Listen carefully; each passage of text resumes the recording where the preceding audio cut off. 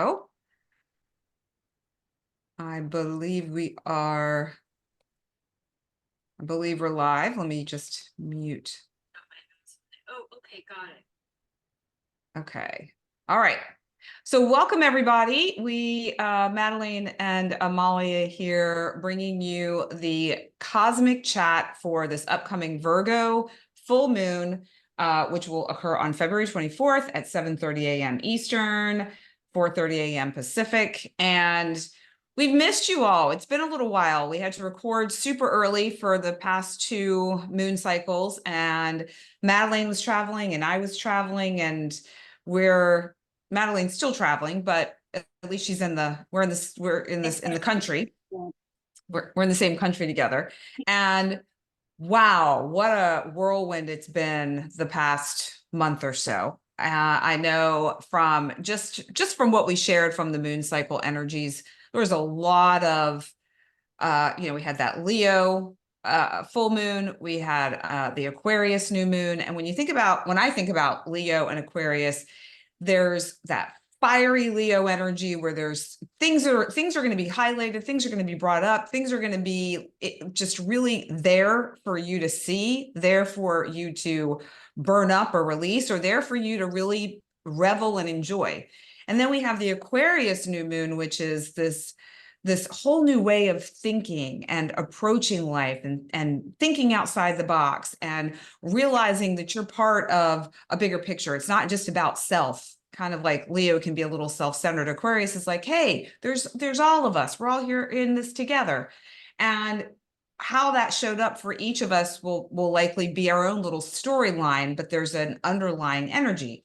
Now we're coming into this Virgo full moon, and Virgo is the goddess or the virgin. It's this earth energy. It's very organized and practical, but it also relates to health and your day-to-day and your work. And so you might be feeling some of those changes. I know that I have been. I know that my partner has been, and really just trying to acclimate to what's coming up and shift. And we've got some planetary energies along with this full moon that I know Madeline's going to talk about, but I just want to touch in on it because when I was looking at this full picture of this moon cycle and the story that it's telling, a couple things really jumped out at me. And that is Saturn and Mercury are very, very close to the sun, which means it's opposing the moon because the sun and the moon are opposite each other in the wheel.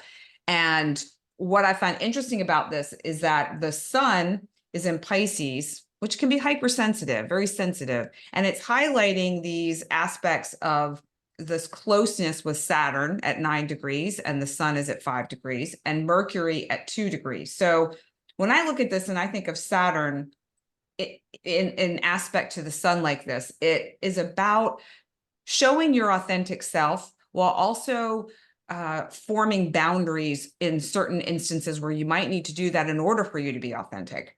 There's also that energy of Mercury, which there may be a little bit, and because of its opposition to the moon, there might be a little bit of trouble in communicating or understanding one another, especially when it comes to emotional topics. Like I'm even beginning to feel a little bit of that myself. And we've also got the moon trine Jupiter, which is, I perceive that as a fairly supportive energy because it's Jupiter, which is, expansive and benefic. It could also expand some of the discomfort, but it really is a supportive energy to this moon cycle. So Madeline, I'm curious, when we were just talking before we got on the live about the energy of the same opposite moon cycle. So that would be the Virgo new moon that happened in September. And you were saying you wanted to share a little bit about kind of comparing and contrasting the planetary energies from then and now, and maybe the story that's continuing to unfold when we take into consideration all that's going on with Saturn, which is also a planet of foundation and structure and a planet of karma. So, people may be feeling some intensity around this moon cycle, as well as Chiron and the North Node conjunction that's taking place, and the woundedness that we're all likely experiencing on some level or form, that could prove to be very uncomfortable and really transformational when it comes to our destiny. Yes. You said it all, Amalia.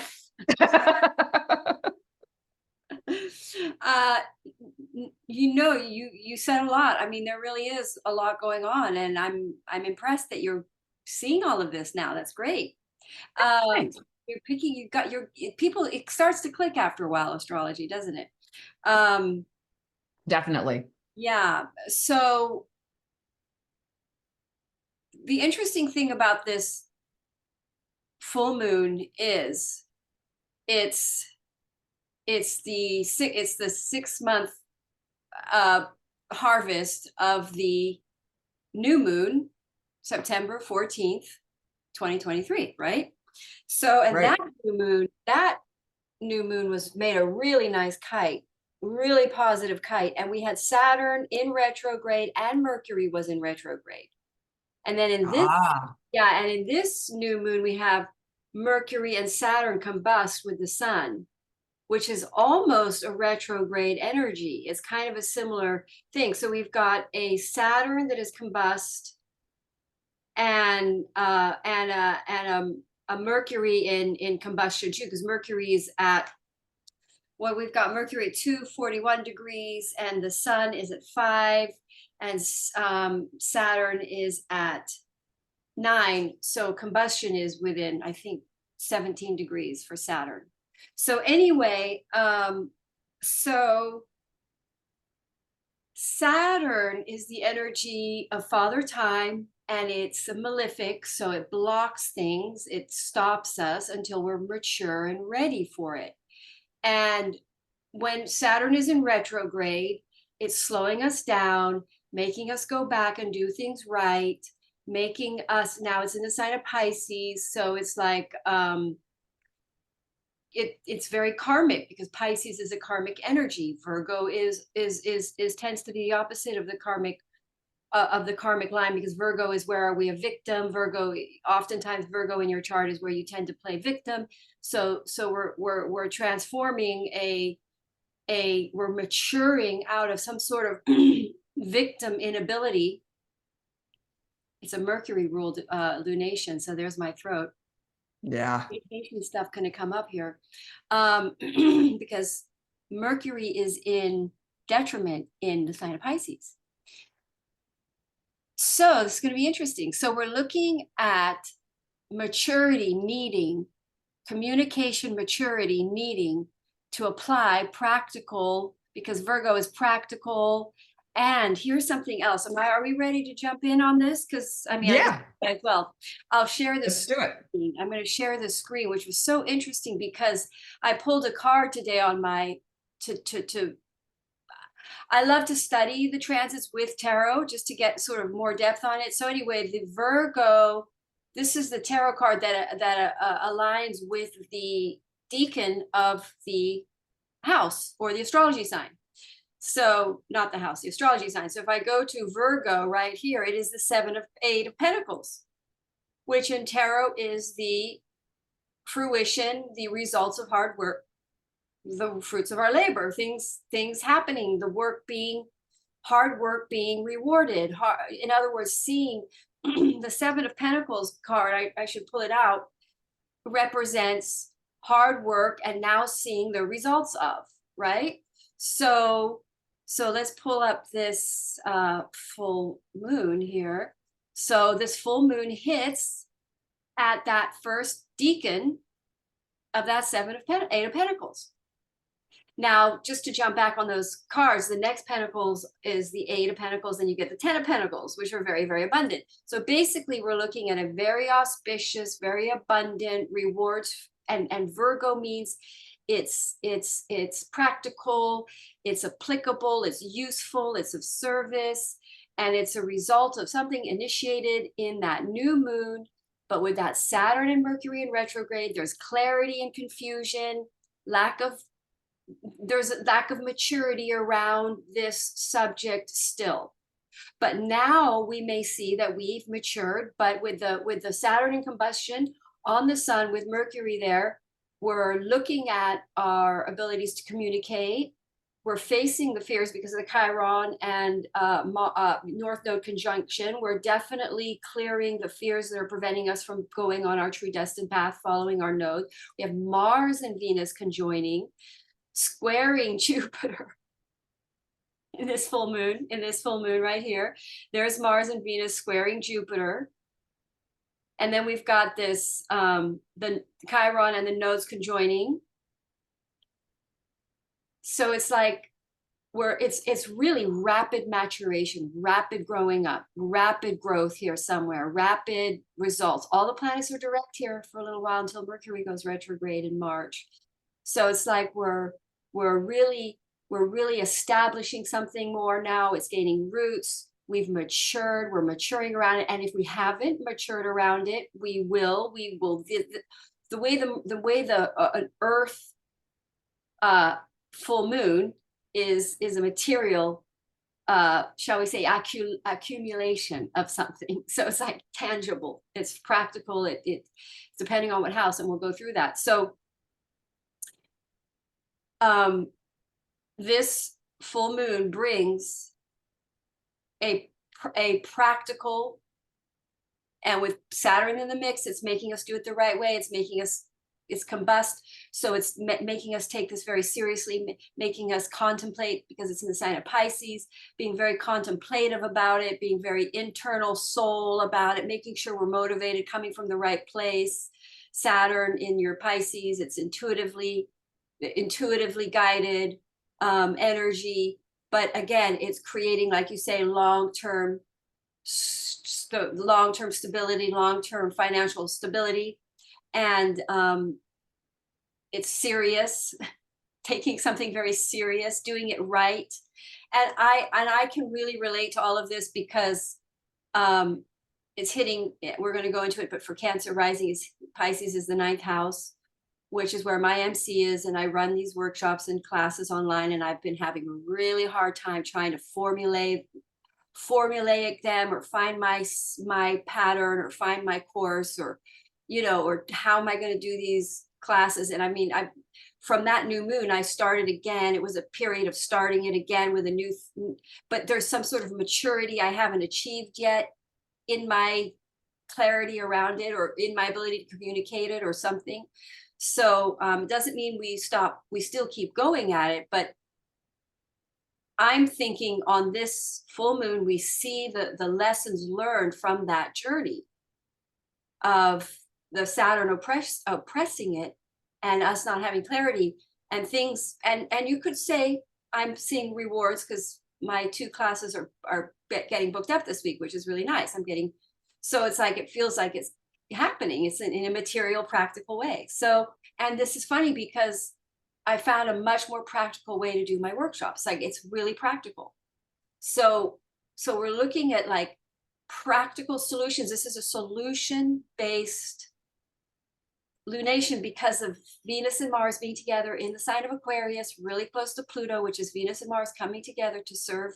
It can be within your own energy field, Venus and Mars, but it's intense because Pluto's right there. It can be very romantic, a lot of divine partnerships coming together to step into the soul contract and their purpose for being here on the planet together, servicing the greater good. With Aquarius, it's all about humanitarian, stepping up to that causes, and the intensity and the detachment. With it, there's a sophistication. Venus and Mars have accumulated since the last couple cycles of Venus and Mars together. We're now Venus and Mars, or Venus is actually moving ahead of Mars now. Venus is in a much stronger position than it was, and so like Venus is kind of leading the way now, the feminine. But really, what's going on is that there is a detachment and a lack of emotional upset, because Aquarius is the energy of detachment. So it's like the 2 forces are able to come together now without any sort of drama, without any upset, emotional. It's able to put the nose to the grindstone and make things happen, or the practical, again, is a Saturnian energy creating structure in the new earth, basically. So I hope that makes sense. Yeah, well, one thing I'd like to interject too about what you were Yeah. saying about Venus and Mars is that I've noticed within the circles that I travel in and with my client work that there is a different level or layer of the women that I work with really being in their power. Yep. And this has nothing to do with masculine and feminine necessarily, but it's almost like they've taken some of that initiative of Mars and then that heart forward or heart centered energy of Venus and merge them together and are really moving forward and stepping forward, stepping up in a totally different way. And that shows up in a softer type of leadership role, perhaps, or in some cases, it's more of a defined role as far as, okay, the boundaries or speaking to how they feel or really holding firm with their belief that they have around something and not allowing other people to bully them or push them around. And it's really interesting. I'm noticing it a lot with women in particular. It's almost Well, like we were talking, yeah. you were talking about Venus kind of moving ahead. It almost feels like that similar type of energy. Yeah. And it squares Jupiter, which always creates confidence. I've noticed in my experience, when any planet squares Jupiter, people feel more confident, more bold, more out there, more wanting to expand, more wanting to do things. So yes, I do. I think that the feminines, you could look at it as being more proactive, being Mars there, doing more action. And then for the masculines to become more connected to their intuitive knowing. Yeah, I love that. Yeah. Yeah. So, and that is sex trining the nodes. So that's really was actually that's quite important. It's squaring Jupiter, and it's sextiling and it's trining the south node. So that's like enabling, hi, did I lose you, Amalia? That's like enabling us to sort of let go of the past, really let go of the past relationships that are not supportive of this new journey of feminine and masculine. Also a lot of, like I mentioned, divine partnerships, relationships coming into union, or you're releasing them, letting them go here. There might be rapid releases of relationships because of that trine. Sometimes trines are letting go. It's like you're able to do it. You're able to end a relationship that's not right for you. This is very supportive of that. All of a sudden you're like, I don't want to do this anymore. And then you've got, because of this Jupiter squaring, giving you the confidence, bolstering Mars, bolstering Venus. Chiron and the nodes. I mean, this is a really interesting time. The Chiron and the nodes conjoining, helping us get over ourselves, get over our issues, get over it, just move forward. It's like we all are messed up on some way. And I don't mean messed up like, but we've all got something that scares us, that we think we aren't good enough for, or whatever. We just got to get over it. Yeah. And so I think that's pretty much going through all of the planets there. Because this when the Sun and the Saturn meet, this is a time of Saturn releasing an old story and starting a new story. And it's around career, financial structures. And so it's like we're really entering a new, well, we planted the seeds, but we're entering new chapters here, especially with these eclipses coming up, which we haven't spoken about, which we'll talk about next time. But we're starting to really see that when you said changing timelines, we're really starting to see an old life. We have been stepping out of an old life, and now we're really seeing the old life go, and we're really stepping into the new life more than we are stepping out of the old life. Like we're crossing that threshold. So it is hard to really see the new life yet, but we're right in between that. So we're going to start seeing it soon.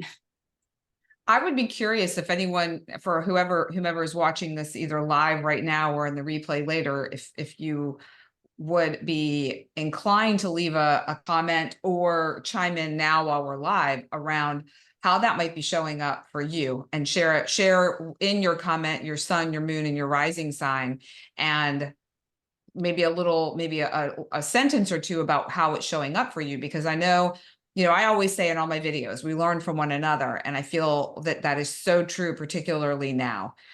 Writing the book about the disentanglement from my not anymore husband, that I'm marching along on the editing process. I've got a dear friend doing the book cover, and sharing that journey of letting go of a life that I had built with my husband at the time for 25 years, and having that, a lot of that turned upside down through a number of different things, but also recognizing that the infidelity that was kind of the straw that broke the camel's back was only one small part of the story, and recognizing that everything that happened was part of a bigger picture, of a bigger story of me really coming back to a relationship with myself and being ready for the next phase of my life. And I feel like that's a huge piece of what's showing up for a lot of people, maybe not the same scenario, but being able, really, I'm still finding myself unwinding some of that old life and that old timeline of family, and really diving into the sadness around things not working out the way I thought they would, and sadness and grief around the relationships that have changed with my kids, and even with my not anymore husband. There's so much there. So I'd be curious if anyone else has any experiences they'd like to share and what's coming up for them, because it might be a story that's really supportive for somebody else. Well, you're really talking about the Eight of Cups right there. And that's where everything is in the first decan of Pisces. It's the Eight of Cups, which is saying goodbye to things, leaving things that weren't fulfilling in the past, letting go of past situations that were not, filling our cups anymore. So it's like, yes, we really are shifting timelines in that sense. And the other thing about the Saturn Pisces axis is, Saturn Pisces tends to be a karmic release energy. So Saturn is there, we're clearing up. People are kind of going through sort of feelings of shame around things they've done in the past, feeling bad about certain behaviors and it's like come to Jesus, or reckoning the reckoning. And so a lot of people are feeling that with Mercury right there and Saturn there, where it's having a meeting with the sun, and it's purifying when it goes into Cazimi, and it's clearing up. So we're like going through all sort of shameful energies, or feeling bad about things, or wishing we hadn't made certain choices and things like that. Clearing that karma, which is basically forgiving the self. And then Virgo, the full moon, tends to really reveal where we have low self-esteem, where we're too perfectionistic. I know Astrolata is posted all over. I'm quitting the perfection game, like stopping trying to be perfect. So it's kind of like this full moon is about seeing where we try to be perfect, which really stems in where we don't value ourselves. If you're trying to be perfect, you don't love who you are enough, all that kind of thing. So we're really looking, and it also, Virgo, can be illnesses and sicknesses popping up, or with a full moon revealing the cause of something that makes you sick. So it's like, we're clearing karma. So you're forgiving yourself, you're forgiving your mistakes, because we're clearing in Pisces. We're going to go into Aries season now, where the nodes are, where we're starting fresh, when we have to clear some of this negative, lower density energies in our psyche body and peel it and release it. And then we're ready, where we're purified.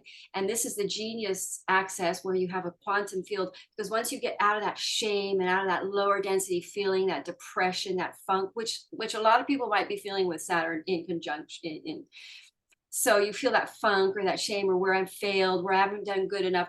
And then what happens is you clear that out of you, and then you're ready to start fresh, and you've kind of come to terms with it, and you've forgiven yourself, and you've let go, and you've stopped judging yourself about it, or judging another about it. So there's that sort of purifying, that's called it's purifying Virgo energy. So then you feel cleared and ready, for the new timeline that we're talking about.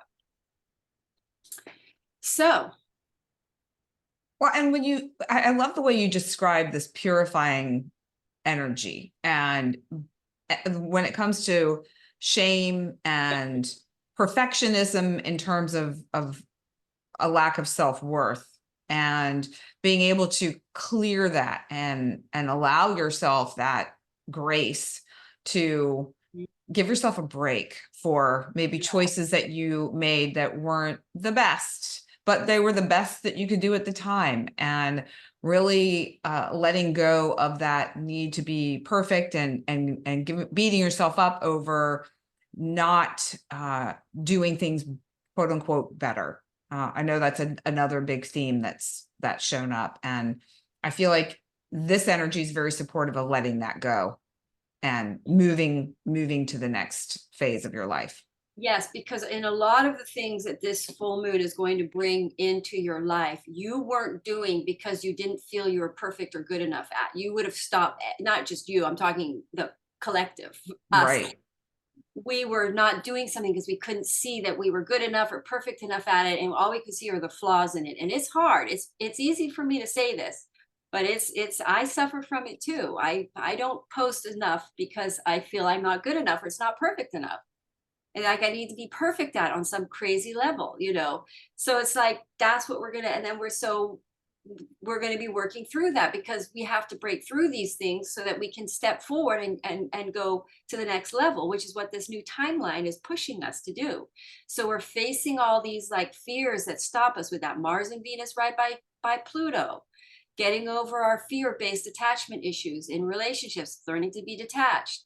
And we've got the Chiron and the North Node saying it's time to go. We need to take our new destiny, get over the issues that are stopping you from taking these choices or taking action.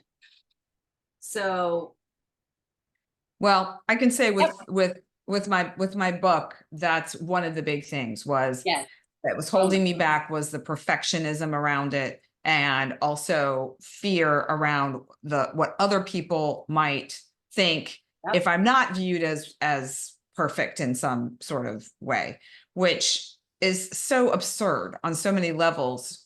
I recognize, but it's still, there's that fear that's there. yeah. And so now really I've shifted gears a little bit in terms of my perception of it, and recognize that it's a story that needs to be told for myself as well as for others. And I'm just getting it done as best I can, but it doesn't need to be perfect. So I guess my challenge to anyone, or invitation maybe would be a better words, to anyone out there who might be in a similar situation, maybe not over a book, but whatever it might be, just put that fear to the side and just do it anyway. And know that in doing that, you are healing something beyond your wildest imagination. And it may not be quite as scary as you think it is.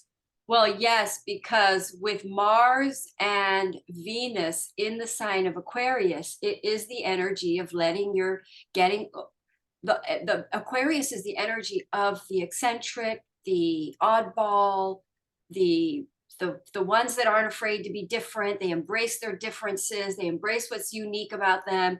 So it's kind of like, get over yourself, embrace who you are, get out there, show the world the real you. Yeah. And then you're going to do better. But then we're going to break through whatever karma our generation or this group of timeline people that we're all here together with, because we're all collectively going through all of this. So we're clearing shame karma about not being perfect, about some of our karmic actions that we've taken in the past that we don't love, that weren't in our right direction, but we're going inward, we're purifying, we're re-meeting with the sun, which is God, purifying, forgiving ourselves, and then we're getting over fears of imperfection and getting over our fears to be brave, because that's Chiron and Aries is about being brave and about taking bold steps forward and initiating. And because of this Aquarian energy, we're all about being independent. So now we're going to be independent leaders. Everybody, we're all independent leaders. We're leaders in our own lives, you know. So, well, speaking of leaders, shall we start with Aries and see what energy this full moon is going to bring? And Madeline's going to be sharing the energy for this moon cycle for each of the 12 signs. And I will be adding to that with a little bit of a a remedy or a support in the form of flowers. So I'm using my Lotus Way Flower Evolution deck this moon cycle, and I'll be sharing a flower that you can connect with either by taking a screenshot of it or by imagining it in your mind's eye and asking that flower to support you. Or in some cases, some of the flowers are ones that are readily and easily available. So even purchasing them is beneficial, or purchasing a flower essence like this spray or some of the elixirs that you ingest. And there's a 10% off code in the description below for anyone who is interested in that. But that's another way to gain a little support, which might be really lovely during this challenging energetic time. So, Madeline, Aries. All of that. Okay. So Aries, so you guys have the nodes in your first house. So this is definitely a year, because we have the nodes in Aries for another year, where you're going to be very much a new identity. But again, it's always going to be a progression towards more authentic identity. You being more Aries, being more, which would indicate initiating more things and being bold and taking risks and being more selfish and doing what you want to do. Sorry, not to get distracted, but this is a full moon in Virgo in your 6th house, which is the house of what we do on a day-to-day, that either gives us wealth or health. And it's in Virgo, over the Virgo house. So it's possible you see a big red flag around something that is health, that is a concern for your health, or in that new moon in Virgo in September 14th, you quit something and you're now reaping the rewards of this full moon. And you're now seeing the health benefits. Or if you did not do well by that, and then you might have a reoccurrence of the health issues, which now motivate you to quit even more. Then we've got, there's over a spiritual issue with that 12th house there. We've got a lot of planets in your 12th house. So you're very introspective right now. You're very, very going inward to discover what's hidden in your psyche body. You're paying attention to the self more. So, and this is a really positive full moon. So I'm saying that you're going to see some positive results of some good caretaking, but also some new habits or disciplines or anything that you started around that new moon that you've been disciplined about and working at on a day-to-day basis. You're now going to see rewards. It could be about a work project. It could, a lot of musicians have planets in the 6th house, which is like detailed oriented, practicing day to day, their ability to do detailed precision practicing. So whatever in your life that is like a work project or a work thing that you have to be very disciplined about and you work on day to day, you're going to see some nice rewards there. And, what else? You could get a pet, because that's the house of pets. And then let's just quickly look at you've got all these planets. You've got Aries, are either something is changing about their relationships or they're letting go of controlling relationships. There's some kind of a release in relationships, but they have a lot going on in the 11th house with Venus and Mars there. So they're new tribes, projects involving tribes. So basically, Aries are on the whole getting over some guilt and shame, past life karma that's been dragging them down. And it's been possibly causing them to be stressed and experience disease. Now getting clarity around it, clearing that, and then raising their vibration, their health vibration. So I find it really interesting that we have the red bird of paradise for Aries, and the red bird of paradise, activates focus, and the message is get it done. And when I heard you talking about the last moon cycle and maybe not finalizing things or completing something or learning the lesson or getting the message about it, now might be the time. And it is you're able to get things done but with a new attitude, a new perspective, and you're able to take an effortless action. So I feel like for any Aries where maybe they didn't quite get it in September, they got it now, and it won't feel like a big challenge for them to follow through on whatever it is. It will feel very effortless, like they're ready to do it. They're ready to get it done. So Red bird of paradise. Yeah, look at how there's gold around that red, and that Aries red, which is action, and then gold, which is material, which is turning into the material, alchemy, you know, manifesting. I think this is a manifesting full moon. I'm really excited about that. Cool. Yeah, but yeah, that's a fun perspective on the colors too, Madeline. I love that. All right. So All now right, Taurus. Taurus. So Taurus, you guys are going to have this, you're going to have this full moon in your fifth house, which is a lot of fun, which is creative, um, which is, you know, full moon. You could have a child if you've been pregnant. You're probably gonna have, you could give birth on this full moon. You could have your contractions, or a creative project comes into fruition, a relationship, a friendship, or just a casual relationship turns into a more serious relationship with Saturn in the story. Both you and he need, or her needed to mature in your communication skills. What else would show up for that? Well, you guys are going to have a lot changing in your lives because you have Uranus Jupiter conjunction in your first house, so your lives are about to completely and radically change. It's going to be unbelievable, but just to throw that in anyway. So Aries is in your 12th house, so you guys Taurans are overcoming karmic fear of being bold, taking risks, living life more on the edge, risk taking, being more like Mars, basically. Taurans or Venus, and with all these planets, they're going to get a bit more like Mars, as we were talking about. Anyway, I feel like I've given a disproportionate amount of time to Aries and Taurus, but I'm just trying to think what I've left. Well, you have Mars and Venus in your 10th house in the sign of Aquarius. So there's a good chance you become collaborative with a soul contracted partnership, mate, work. Or like we were talking earlier, you really do get step more. If you're weak in your feminine, you step more into your masculines, become more proactive. If you're weak in your feminines, you become more intuitively and you take more intuitive measures to balance. But again, this is a 2-year cycle, so you're going to be detached and you're going to be more preoccupied with doing and producing and being productive and detached, not letting emotions get in the way.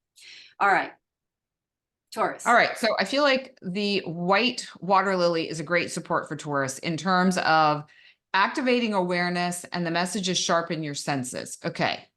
All that's well and good, but something you had said, Madeline, about just some emotional sensitivity or emotional awareness about other people. I think Taurus, they've got big hearts. They're ruled by Venus.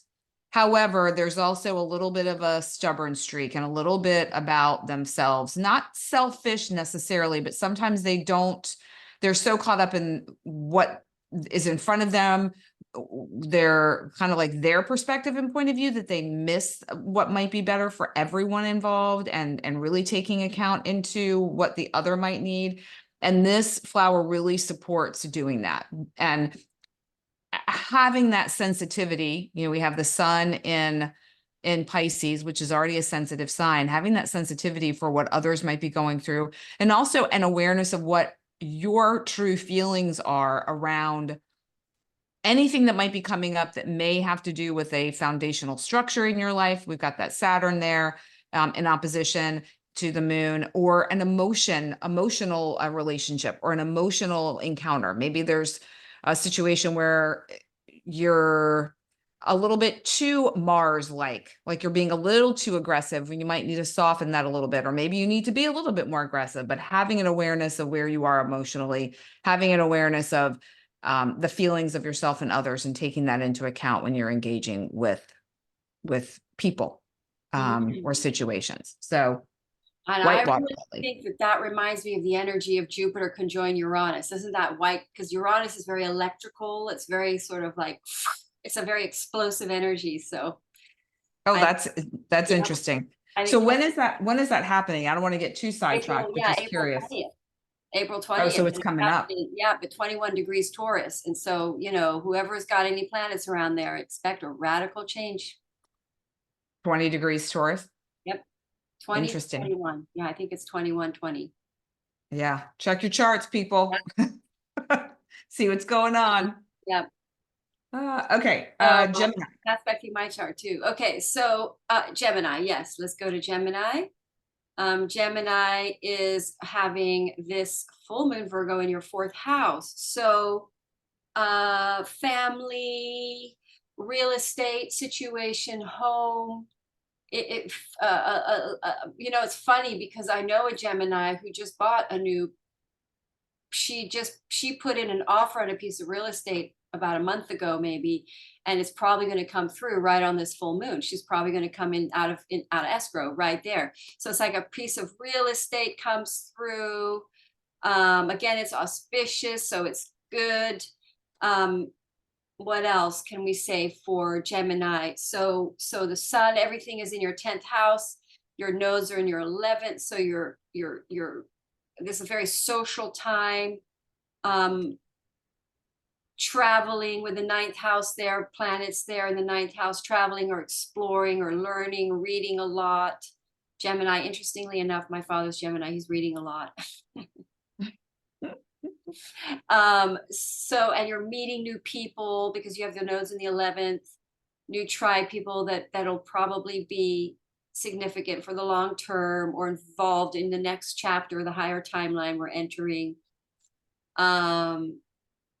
Jupiter, Uranus conjoins your 12th house. So you are going to make a sudden breakthrough in a karmic pattern you'll break free from, or a blind spot in your life that's holding you back. But basically for you guys, it's the 4th house. So family, new family, living situation. Somebody moves in with you, you move out, move in with somebody else, but a living situation, or let's say you've decorated a house, it's all done and complete. Go ahead, Amalia. Right.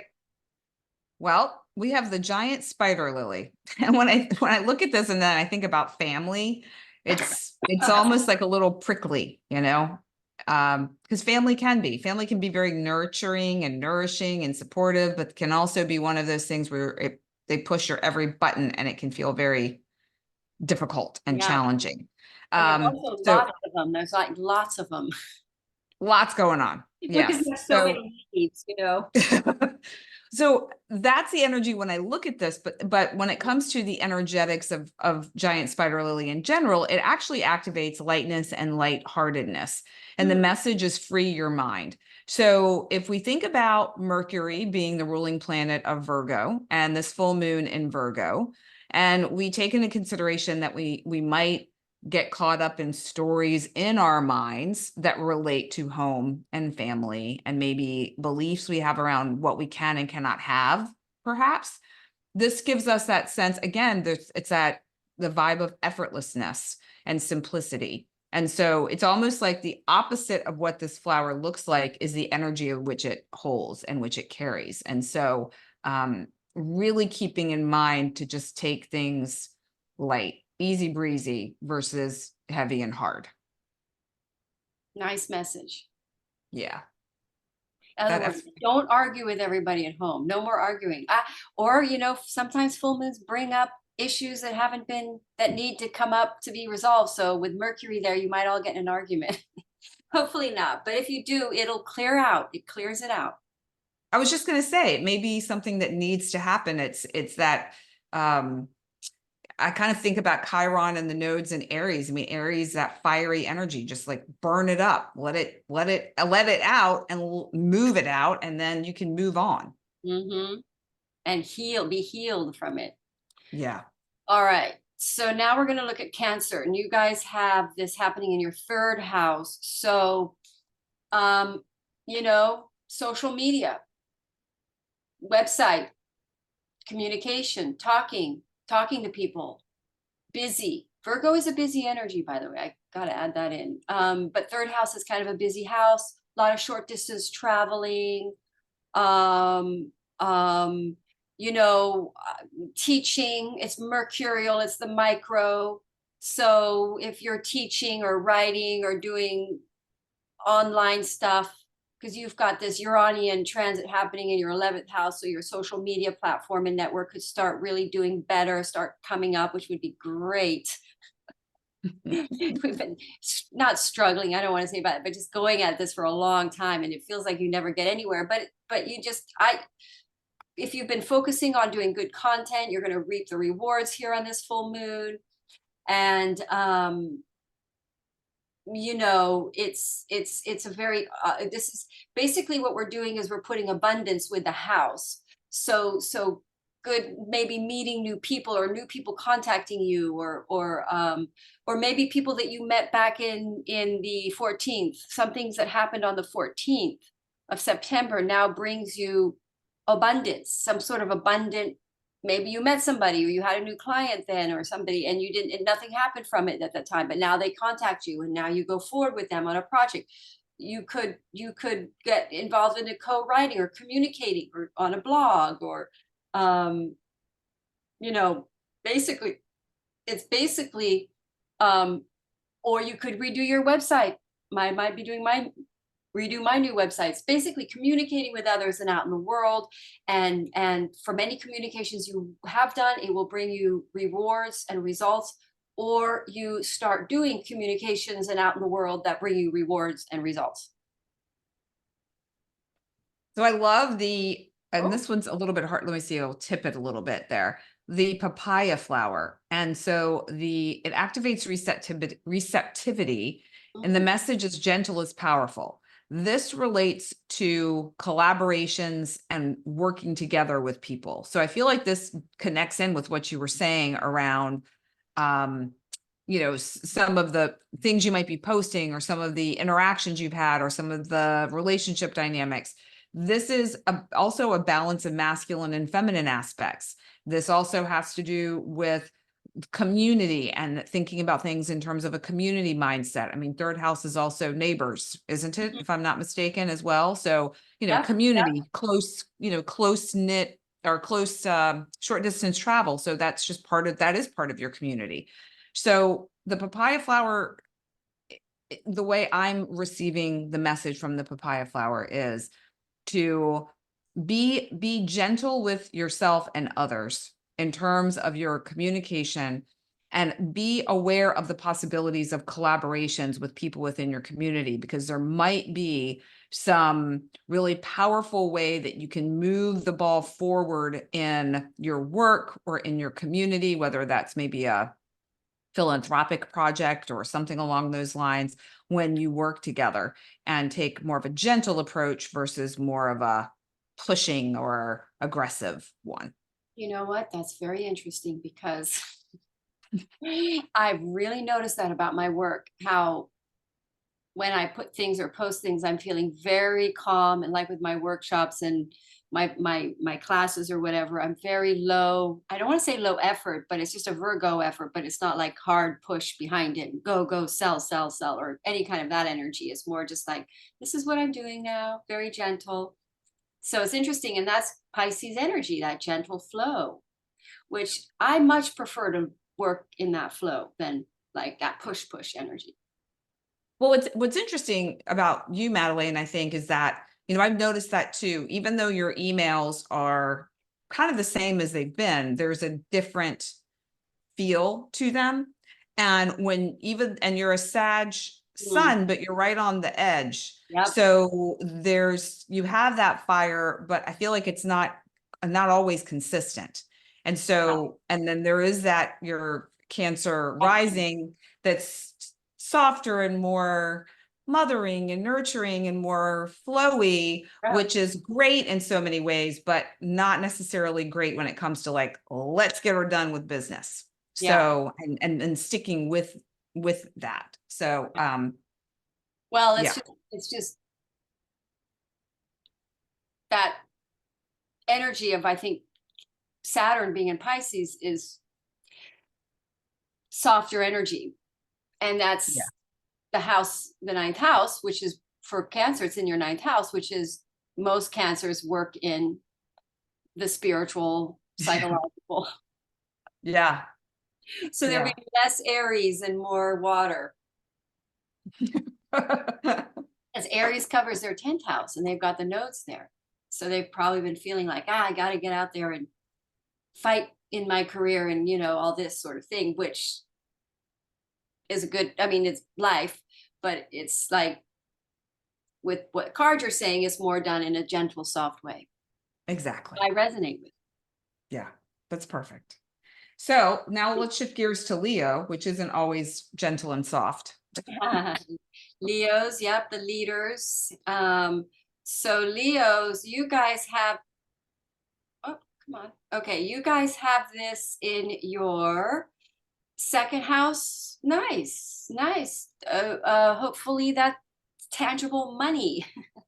Money coming in for Leo, tangible or a practical way to make money, or a gift or talent you possess literally practically makes you money and income, or some kind of a possession you gain. You could gosh, let me think of something.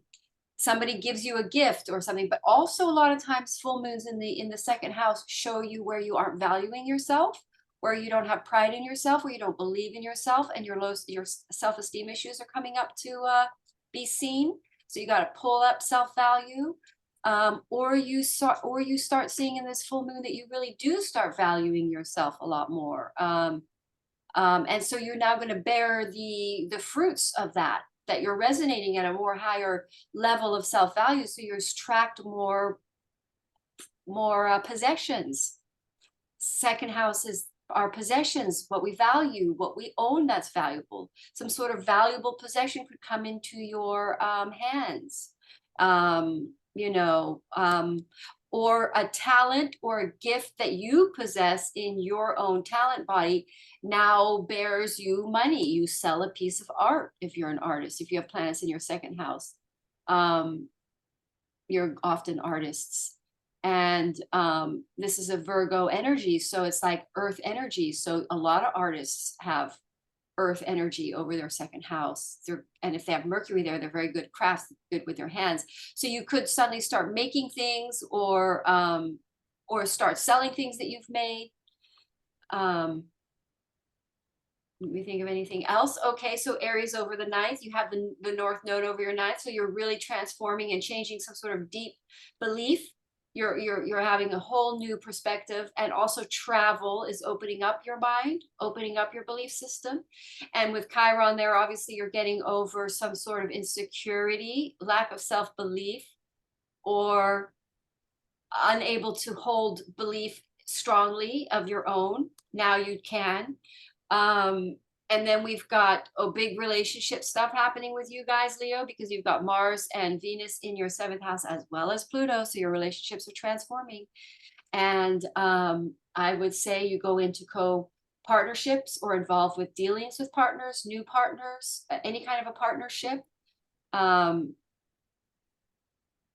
Letting go of partners that aren't working, partnerships that aren't working. And then we've got your a lot of planets right now in the eighth house. We've got Saturn in the eighth house. So you're restructuring your income, joint resources, investments, things like that, other people's money, and really facing fears around your ability to be stable financially. So this full moon really does bring you nice money. So Madeline, like pretty much everything you said, I've been dealing with that. Really? And one of the big pieces, and I would love to share this with any Leos out there who have had self-doubt and they have a belief system that's so ingrained and so set in place that they can't even imagine any other way of viewing the world when it comes to money and lack. That's a big, big theme, I think, for many people when it comes to there's not enough resources, there's not enough of whatever it is. And once you have it, you could lose it, and that sort of mentality. And one thing I've really been playing with is that idea of your beliefs create your reality. And it's not just a mental belief, it's like an inner knowing that nobody can tell you anything different because you just know this is true for you. And one of that for me was that the universe is infinitely abundant and that there are more than enough resources for everyone if we are living in tune with our soul's mission, our soul's music, our utilizing our gifts and our talents for the betterment of ourselves and others. It's not just about self, but we also have to really take ourselves into account. We can't ignore ourselves either. It's finding that balance. And so just playing around with this, what I noticed was that I just felt so in tune with that concept, let it be. And then I went back and looked at my bank statement and realized that some of my investments had significantly paid off in just that short period of time when I shifted that belief on a fundamental level. It wasn't this like, oh, I'm going to say the universe is infinitely abundant and poof. It was this, I feel like it's been an unwinding for quite some time. And I anchored it in a way that really stuck. And, that doesn't mean that it will continue to, is I need to continue to nurture that. I need to continue to stay in tune with that. Yeah. So sorry to jump in here, but that yeah. really resonates with that message of Saturn in your 8th house, which is maturing you. This is that maturing and your thinking. So it's communication and thinking. So you're really maturing about your thinking process around your finances and your investments. Sorry. I feel like that's true for me. I would love to hear from any other Leos as far as that for them. Yeah. But the Anyway, peony is the flower, and it activates magnetism, and the messages attract abundance. Wow. So Perfect. you really can't get any more on point than that. I mean, that's and the 8th house, you have Saturn there and all these planets in Pisces in your 8th house, which is really where we come to reckon with our fears that are blocking our abundance. It really is. Yeah, Pisces over the 8th house, it literally means the reckoning of your fears, Well, they're definitely pronounced. Delete them. They're deleted after this. And then you become you're buoyant, you're more abundant. Well, the other part of this too is it magnifies gratitude, appreciation, and contentment. Right. And I feel like that's part of that process too, is the gratitude for the blessings that you currently have and the appreciation for things that are present now and that are to come, and feeling content with wherever you are. That's, I don't know, that just feels like a very strong message for very strong, because the other thing is like, if you feel like you don't have something, you just continue to not have it. Right. And it's funny. It sounds so simple, and it really, really is. And it's also that, I think this comes back to what I was saying before about belief. It's that believing it and also knowing it in the fiber of your being. Yep. I'm trying to think of an example to help anchor that in for people. I mean, well, I see when I do a lot of chart studies of like famous people and musicians and stuff, and I find in general musicians they suffer in poverty. Mostly they're Pisces rising, and Pisces rising tend to go through long periods of poverty, self kind of imposed poverty almost. But then they go through this big transformation and they become very, very rich. So it's like they bust through that fear of like being, it's a scorpionic thing where you just think you're dying of starvation, so you're going to die, but then you wake up the next day and you're alive. So that fear just completely eradicates out of your psyche body, and then all of a sudden you're really, really rich. It's like Jim Morrison was like that. He's a poor, starving poet, and then all of a sudden he's this huge success. So that's what happens. It's like you just embrace that element that the only thing you've got, you're because you just walked this path of no self-belief, that you've walked yourself to this complete dead end of poverty, and then you're dead there. You're just like, well, I'm just dead. And then for some reason, after you survive that, you suddenly believe in God and you become this higher vibrational, that's a transformation thing. So it's interesting. It is. And I feel like too, that's, it also depends on a lot of other planetary aspects, whether that is your destined path, but there's the potential for it. Yep. And it really is. I mean, I was just talking to my guide this morning about and we'll talk about this more when we get to Pisces, but the pessimistic pathways in the psyche of Pisces it's so entrenched. And to recreate a pathway that's a little bit more on the optimistic side, I feel like is a lifelong journey for Yes. Pisces. But you know what? It's usually those are the ones that make that transformation, because what happens is they don't believe in themselves. And then all of a sudden they believe in themselves. They Yeah. wake up one day and then all of a sudden they're successful because they believe in themselves. And I literally say to musicians when I read for them, you're going to be successful when you believe in yourself. Yeah.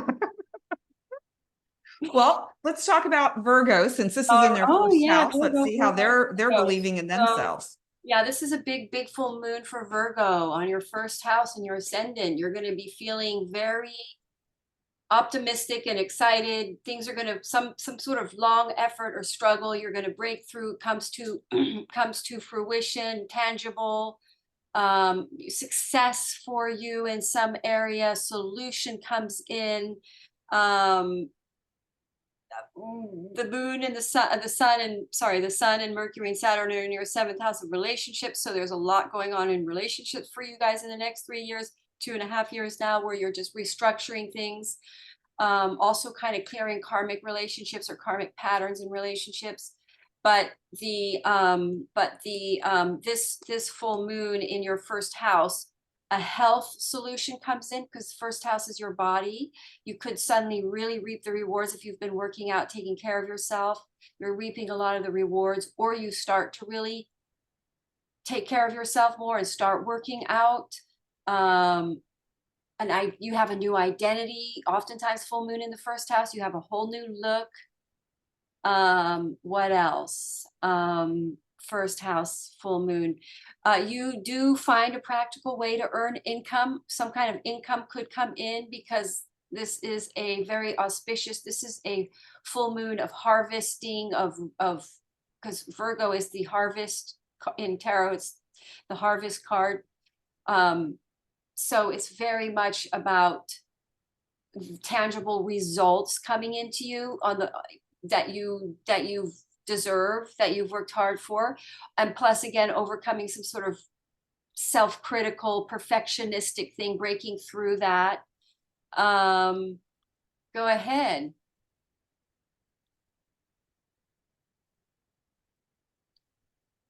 I cannot hear you. Oh, sorry. I had it muted while I was shuffling. So we have pink primrose for Virgo. And what I find so fascinating about this is that you had mentioned the Virgos might have a new look. And right before we got on the call, I got a text from my daughter, who is a Virgo, with a picture of her with her new glasses. So she's got a bit of a new look going on, which I thought was that's so cute. Like that really jumped out at me when you said that. But Wow. what also jumps out at me is with the pink primrose, it activates rapid growth, and the message is make it effortless. So here we are again with the message of effortlessness, which I feel like is a message for everyone, regardless of sign. Make it effortless. Don't push too hard with things. But what the pink primrose is telling Virgos has to do with their big vision of what's possible for themselves. What big project or what big idea do they have? Are they allowing themselves to really dream of what's possible, and being able to take their creativity and think outside the box a bit for them as well. They're ruled by Mercury. There's this, mental energy. It's very practical, very pragmatic, very organized. Use that to your advantage. Really get in tune with that. And with this full moon, it may highlight for you where you're not. It may highlight for you where you are, and being able to really sync up with that vision that you have for yourself for the future, and take that effortless action, that intentional action that you need to take to get you where it is that you want to go. Yeah, just a lot, a message here about personal growth. That feels like a big theme here on this moon in general, but for Virgos in particular in their first house, it is their personal growth, their themselves. Yes. And with Mercury in on the mix, people might in general be also looking at their inner conversations there, because it's Kazemi. So Mm, How are we talking to ourselves? Are we creating more negative energy by our self-talk, by being yeah. self-critical? But that's cool. Great for Virgo. Yeah. That's pretty crazy that your daughter, that whole thing happened just now. That's pretty Yeah. I know. I didn't even have a chance to comment on her text because it happened just right before. So so yeah, funny. pretty cute, pretty All fun. right, so Libra, you guys have Virgo in your 12th house. So there's something, the 12th house is our blind spot. It's karmic stuff. It's stuff from the past life. It's hidden issues. It can be long distance travel. So it's almost like there's some sort of resolve of a long journey of karma clearing that would have started around something that started new moon, some kind of an action. Because remember, this is not just karma clearing in your energy field. I mean, you're going to see some sort of something that started around September 14th that you did, a new action clearing that was going to clear karma you're now resolved of. So let's say Libras are ending lots of relationships because they have the South Node, say on the new moon, you spoke up. Libra, they're letting go of self, what its word is, holding back or self-editing for the relationship, which is why it's weird. My throat chakra got, so this Mercury in Pisces, which is debilitated, is opening up the speaking from the emotions, opening up that karmic issue that Libra have to always control things by not speaking the truth.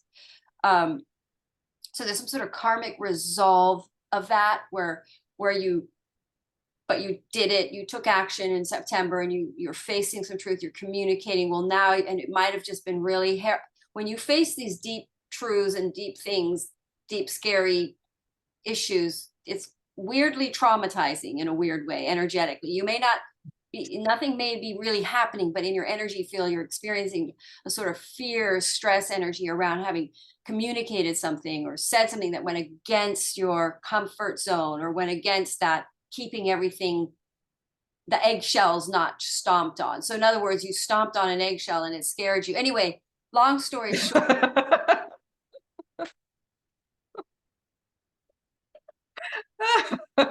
long story short, the results of that courage is now bearing fruit. You've cleared, you're seeing why you always do it. You're seeing the repeat pattern that you create in your karmic cycles and relationships. You're letting that go. You're letting that fear-based karma thing stop you from holding on to things. So we have the passion flower for Libra. Okay. And so, I mean, just take the name passion flower, Good point. and throw that on down to Librans and the 12th house. Okay. So there is a deepness to what they're going through right now, a deep resolution and a deep spiritual connection and completion that's taking place. So remembering that when you're in this place of completions and you've been through as much as you've been through and you're moving through some of these karmic patterns, it's exhausting. And so the passion flower reminds you to rest. It reminds you that healing can happen in your sleep. It reminds you that deep calm and peace and contentment are available to you. It reminds you that you can now let go of any mental chatter, because again, this is a Virgo full moon ruled by Mercury. Let go of any mental chatter that might be keeping or perpetuating the old story. Allow it to just let go of that, and be able to rest in the knowing that you completed whatever it is that you needed to complete, and that you are spiritually connected and you have everything that you need already. Yeah, nice. Also Libras are relationship centric, and that's a relationship card right there. You can see the two flowers. Two flowers. Also the 12th house, it might be that Libras are releasing karmic relationships and now are ready for their past life relationship, their true soul, because the 12th house relationships are the true divine mates. Usually you meet your true person with a 12th house transit. Oh, that's an interesting little tidbit. Yep. Okay. So it Okay. could be that as well, because that's coming up, you know, with this Mars and Venus transit. Interesting. So, Very interesting. I've never heard that, Madeline. That's really fascinating to me that, yep, yeah. So a 12th house transit for the moon. can be the moon, it can be Venus, obviously. I met my person with a Venus in the 12th house and a full moon eclipse in the 12th house. Oh, wow. Yep. Multi-whammy. I think Jupiter going into your 12th house, if you're a woman, you usually will meet up with your true twin flame, your true person, your, true soul connected other half. Okay. Well, Yep. just food for thought, folks. So, Okay. Scorpio, shall we move on to yep. that crew? Scorpio, let's get you guys on there. You have Virgo in your 11th house. So I would say some sort of a social, your website or your social media does better. You meet, or people you may have met, or yeah, I mean, let's say you went on a dating site 9 months ago or 6 months ago, and you may be connected with somebody, talk to somebody, now you meet them. That could happen. You meet new tribe people that are new groups of people. Social networking, or you go to a party, you get invited to a party where you meet significant people for your life. It's a very sort of social, or you start making money through your social media platform. Maybe you've been monetized, all of a sudden you start making money at it, or you start to be more proactive on your social media website and you get more clients and you get more recognition. What else? You're more service, you suddenly step up and you suddenly get clarity of how you can really be of service and you start doing better. It's a very high service energy, by the way, Virgo. I kind of needed to forget to add that in. There's so much. But anyway, so you're really expressing yourself more on social media. Let me think. I know a Scorpio sun who is more proactive now and showing her work on social media more. So maybe she's going to start seeing more results from that. Practical results, like people paying for her drumming class. Because she's putting out, not drumming class, but like singing bowls and all that kind of stuff. So she does like advertising for, and she's posting things. So maybe now she's going to see some sort of more results from that. Oh, that would be great for her. Yeah, I hope so. Very good at it. So Yeah. the banana yucca Ooh. is the flower. Let me see if I can tip it so people can see it a little bit better. Is the flower for Scorpio. And it activates hidden potential. And the message is uncover your secret talents, which I feel like lines up a lot with what you were just saying. Yeah. This also connects with a magnification of collaboration and leadership. So some Scorpios, they can be tricky sometimes in terms of there's part of them that kind of wants to be out there, but there's a bigger part of them that doesn't. And so, however, they have this tremendous connection to occult wisdom and have a lot to share and have talents that would be very valuable to the whole, to other people, but they tend not to be ones to really want to share that. So this is an opportunity for Scorpios to have unexpected leaps and bounds in their progress when it comes to sharing. And so if we're talking about the 11th house, I'm going to kind of follow your lead on that, Madeline, when it comes to sharing on social media, online, and in social situations. And you can even see with the flower, there's like this little tucked and hidden petal, but then there are these other ones that are ready to go. They're leaping, they're reaching. So it's, maybe there's little parts of you that want to like stay hidden and quiet. And then there's other times allow yourself to follow the lead of the energy that's pulling you forward. It's funny because both of the flowers, we had the yellow and the white background, represented the 11th house or the Uranian energy. I think that might have been Taurus, that Uranus. Yes. Uranus is very electrical, very bright white energy. So it's kind of like both those cards. So it's almost like those are the energies where they're coming out of coming out onto social media, coming out into the light, as it were. Oh, that's interesting. Yeah, because I mean, and I find that fascinating for myself personally with Scorpio ascendant and a Taurus moon. Mm-hmm. And also feeling that pull to share more vulnerably instead of the seemingly perfect version, Right. Yes. which is seemingly perfect, by no Right. means is. Yes. So Yep. very Exactly. good message. All right. So Sagittarius, you guys have Virgo in your 10th house. Yay. I'm a Sagittarius sun. I love it. Yay! So yeah, so that's good for career, financial income, financial results, or practical applications of your career moving forward in a practical way that bears practical application, useful. Virgo ruled by Mercury, involving talking, communicating, thinking, writing. So basically, results of some sort of effort with your career, Sagittarians. And hard work has been involved in this. I know Sagittarians that have worked hard. So great for your career. And then let's quickly look at the Aquarian over your 3rd house. So Jupiter is in your 6th, squaring that. So really confidence, a lot of confidence coming into the Sagittarians, where they're really more confident to speak out, come out more, talk more.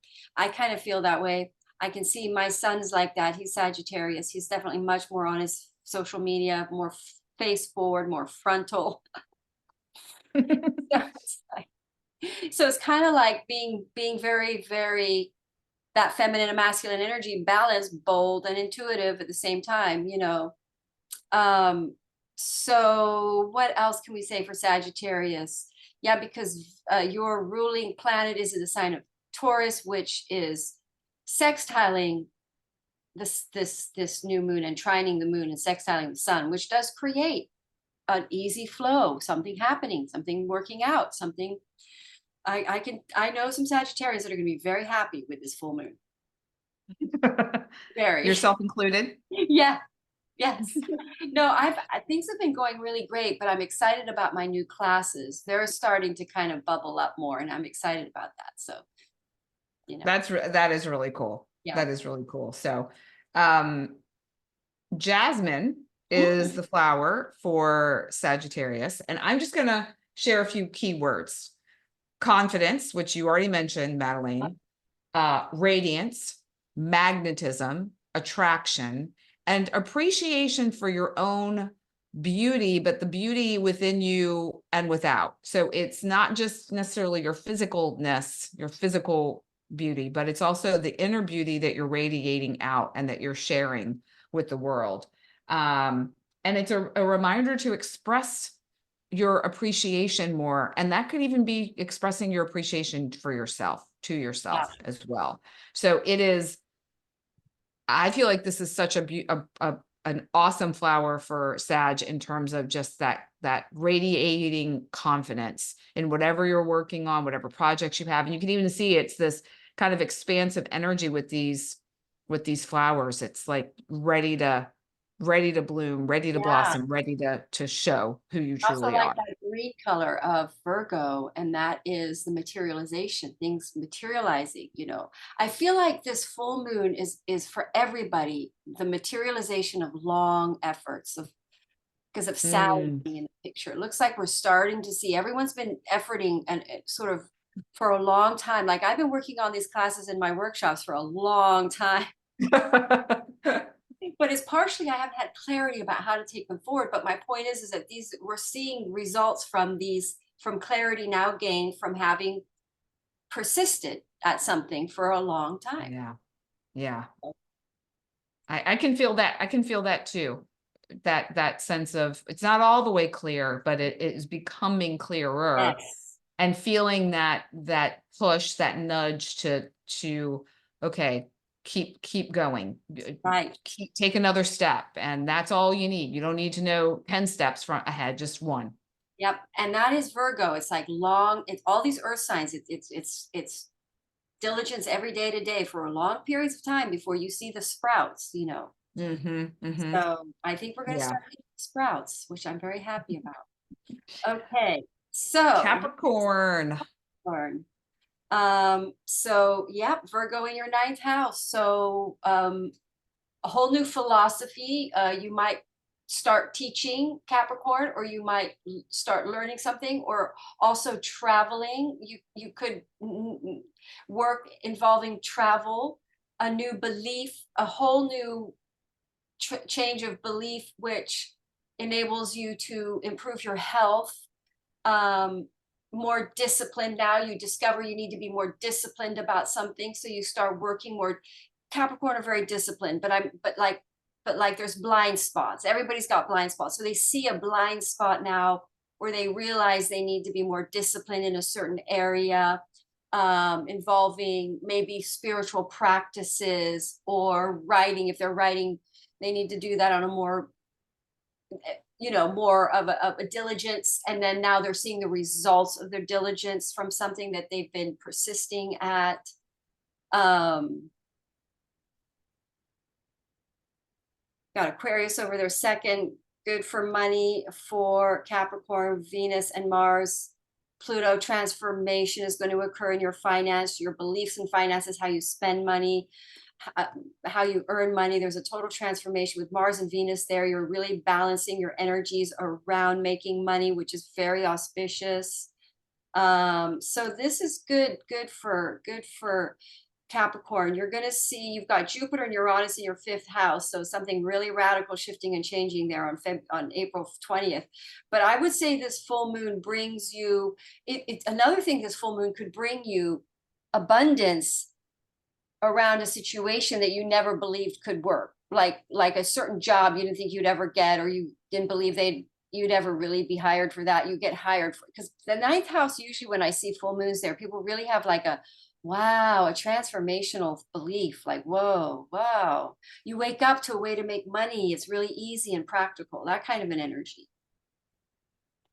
So interesting that this is the theme, because this literally just came up yesterday and today with Misha around making money and feeling aligned with how things are unfolding, and a little bit around value, self-value, and the value that you bring to other people. And what I find so interesting is what you just said about abundance around situations you don't believe will work. I wonder if, because it's this moon is in the ninth house, it's an exploration of some deeper spiritual philosophy, or an opening yourself up to a divine wisdom that allows the energetic flow of the abundance, so that situation that you didn't believe would work would appear. It's almost like a combination of things that need to happen. Like suddenly believing in law of attraction. And yeah. For instance, something, you attract something and you suddenly go, oh my God, I believe in this now, kind of an energy. Spirit. And I think with Capricorns, and then if you're a Capricorn and you're a man, it's kind of a double, it's doubly potent in terms of it's prove it to hard. No, I'm kidding. But it is. I mean, it's like they want to see it. They want to give me some proof, show me how this is true, versus, and I think the ninth house is that faith and that trust and that belief in the possibility, the belief in the opportunity. So I believe in the possibility of something. Very good. Right. So it feels like there's a little bit of a tandem approach here. So we have the Hong Kong orchid for Capricorn, and this activates self-acceptance, and the message is express yourself. Now, I know a couple of Capricorns where being able to express themselves has been a challenge. And now being able to do that, knowing that that's going to open up a potential pathway for them, it's almost like when you're able to express yourself in a situation that may not directly affect your abundance, but may be that key to unlock that pathway that leads to the abundance. They may not seem like they're connected, but they might be. So it's just open yourself up to the possibility of expression. and feeling comfortable with yourself. I think that's another key thing with Capricorns is they often don't feel like they can be authentically themselves. They feel like they have to show up a certain way. And sometimes that's true. Sometimes you do have to, but really finding that place of comfort within yourself around how you show up in the world. Well, doesn't that tap in on that whole Virgo being perfect? Because I think Capricorns want to come across as perfect. Yes. Yeah, that's true. That is very true. Yeah. And it's just a reminder to And they love want yourself. to be perfect in their work. They're perfectionistic with their work and stuff. So, you know. Yeah. Yeah. Just, it's just a reminder to appreciate yourself, to love yourself, to express yourself, Value, to, see your value. yes, see your value, see your worth, accept where you are in the moment versus wanting to push and or pull or strive for something now like that. Yeah. And or let something that's not perfect about you stop you from going forward. Yeah. Mm-hmm. We're Or on the it. fear Yeah. or the fear of expressing yourself because you fear being rejected or causing conflict or having or creating a problem. Yeah. It's just knowing that in expressing yourself, you are actually healing yourself and potentially the other person, because that dynamic that occurs between you and the other, whether it's someone you know or it's a potential client, you're playing roles for each other. And Right. so following getting out of your own way and getting out of the default fear mechanism and going into a place of courage to speak your truth or honor your own value and worth is that salve for whatever it is that you might be struggling with. Yes, absolutely. And that's, even though, in astrology, we have that Virgo full moon, we're looking at that same theme in the Chiron North Node conjunction and with the Pluto, Mars, and Venus. So it's like the Mm, message is echoing throughout the astrology right now, all the way around. That message is very wow. similar. Yeah. Yeah. Yeah, you're right. All right, people, you can't escape it. This is just what's happening. Yeah. Okay, so now we're on Aquarius, right? So Yeah.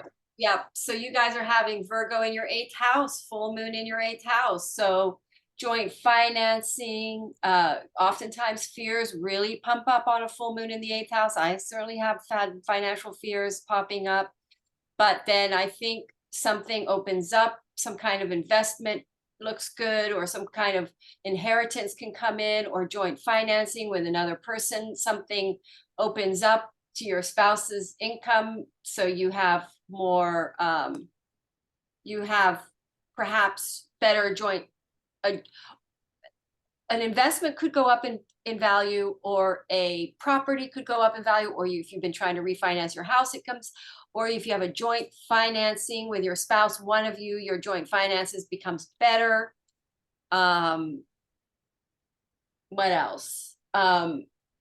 You could see that you need to end joint finances because the full moon brings illumination, and you then decide to divide your assets, or you get clarity, or you get sudden clarity about what you want to do with any income money that you have in savings or invested. You could decide to use some money to build something, depending on the rest of your chart. You and your spouse decide to use money to build something. What else? But a fear could come in around your finances or debt, because the 8th house is debt. So then you become very proactive, or you've been proactive about it, and now you resolve it. You're able to clear the debt. Go ahead. Well, we have the Royal Poinciana, and this activates conviction, and the message is ask for what you want. And I feel like that's pretty much what you were saying Right. when it comes to money or other people's money. It may be that you need to ask for a loan, or maybe you need to ask somebody to pay you back a loan that you gave them, or, you know, taking on whatever challenge might be ahead of you, because the 8th house is also can be a really deep, shadowy space of challenge. taking on that challenge, because knowing that that is part of the healing, which again also connects with that Chiron and North Node that you were talking about a moment ago. Yeah. So yeah, I feel like there's not much more to say about this. It's really just Yeah. have conviction, ask for what you want. And I think that's an important message for Aquarius right now. Yeah, because Aquarius has Mars, and Aquarians are going to be going through a lot. They've got Pluto in their seventh house. I mean, we just don't even want to open this whole can of worms with Aquarius right now. They've got Jupiter. Um, sorry, Jupiter's in the sign of Taurus, but they have their planet Uranus in the sign of Taurus conjoining Jupiter. So They'll be feeling some yes. things. Okay, so now to Pisces. Pisces, you guys are going to have this in your seventh house. So a new relationship comes to fruition, partnership, business partnership, new clients can be full moon in the seventh house. Marriage, relationship, absolutely could be a relationship comes in.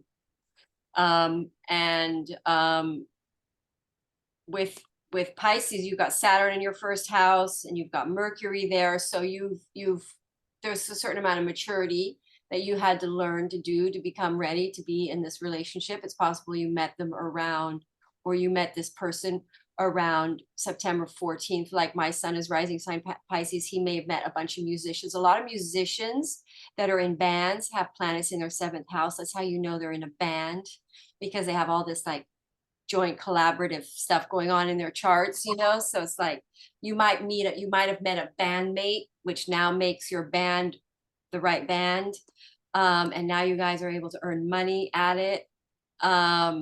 So what else can I say? I think 12th house, you're dealing with karmic, you're balancing your feminine and masculine energies there in that 12th house of the sign of Uranus, where you're karmically clearing fear-based issues that pull you out of alignment into more too much masculine or too much feminine, too much yin, where you don't do anything. Pisces have a hard time with that, like yang, yin, how to balance. They're very yin, so there's a balance they have to learn to do with their yang. So that's pretty much it for Pisces. What did you get? So Pisces has the nectarine blossom that wants to shine and reveal that they're among friends.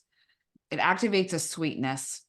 And one of the biggest messages that I feel of this is, for Pisces, where might you be aggressive in your approach, or where might you be uncomfortable in your life amongst maybe relationships or projects? Notice any inflammation or any inflammatory relationships that are in your life, because they might be not the best suitable bandmate or partner. But then you also might notice that there's a really gentle sweetness with some folks in your life, and really having an awareness around that. There's a friendly energy to this, and a desire also to be of service. So that's another theme that I feel like is important for Pisces too, is that it's, some of these collaborations and some of these projects, Virgo is, like I think you said before, is about being of service. So there is a theme for Pisces when it comes to these partnerships that you are making. It's not just about making money, or it's the creativity of it, but also about helping someone else, supporting someone else. It's not just about you, as a key theme here. And, even with this, you can see there's this solid kind of stem with all these, different flowers coming off of it. It's that inner knowing, that inner conviction, and then being able to bring other people in and work together for the good of all, on a solid structure or foundation going forward. It's a hard balance for Pisces, because a lot of Pisces are too nice and they give too much, and then they feel victimized. Yeah. Yeah. It's like hopefully finding a balance here with all of that for Pisces. Because they're very giving. They're very generous. They're ruled by Jupiter. They give a lot. Yeah, it's a So, big energies, big opportunities for everyone yep, I'm to happy experience. because I think we all need this right now. It's kind of like, I know it's the second full moon of the year, but I think it's the most fruitful of the year so far. So that's good. Yay. That is good. Yeah. That is good. So we thank you for being with us. We thank you for tuning in every Thanks. couple of weeks. Like, subscribe, pop over to Madeleine's channel if you're viewing on mine, pop over to mine if you're viewing on Madeleine's, because that really helps both of us continue growing our businesses and being able to do these and support everyone on your journeys. And if you're looking for any support or guidance or any further clarification or clarity around your direction, Madeleine and I both have our unique set of gifts and talents that we bring to this world, and we'd be happy to support you in whatever way we're able. And all of our information is in the Description, yeah. But I just was going to remind everybody I have classes. I'm teaching basic understanding of astrology, and I do it in 5 classes. I get you from basically not understanding or knowing anything about astrology to actually being able to beginning to start pulling the chart. So we do it in 5 classes. It's $50 a class, and you can ask questions at Zoom. And the first one is all about the history of astrology, which is really fascinating. So do join. Email me if you want to join. So my email's below. Yes. Yeah. And I haven't done any structured classes of Madeleine's, but just in our conversations and our interactions, I know it's super fun, and you'll gain a lot of knowledge and wisdom in a way that feels easy and lighthearted, not like challenging and difficult, because astrology is not necessarily, it's straightforward in a way, but you need to understand some basic components of it before it really makes sense. So, yeah, and then I'm going to have more information coming out about my book and subsequent programs to help support people in really accessing the truth of who they are, accessing their own inner light and divine power, and being able to shine their light out in the world and be authentically, truly themselves in ways that they maybe have been scared to do, and then creating a life that is beyond your wildest imagination. And it's it can be a super fun process when working together in a playful way and making day-to-day changes. So we look forward to supporting you all and seeing you again in a couple of weeks. Keep your eyes peeled on our social media, and we'll let you know when that will be. Definitely before the next new moon in Pisces. Yeah. Yep. We look forward to it. All All right, everyone. Thank you. We'll see you soon.